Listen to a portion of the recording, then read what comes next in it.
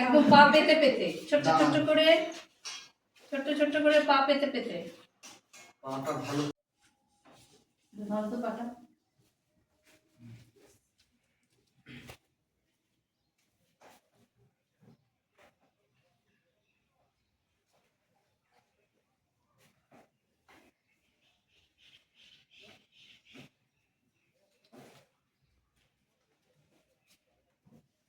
contraction বাটারটা যদি করাতে পারো হাঁটুর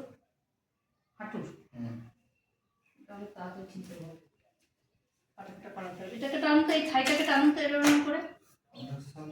এটাকে হাঁটুটা উপরে যখন মাসাজ করবে এটাকে এরকম করে আঙুল হাত দিয়ে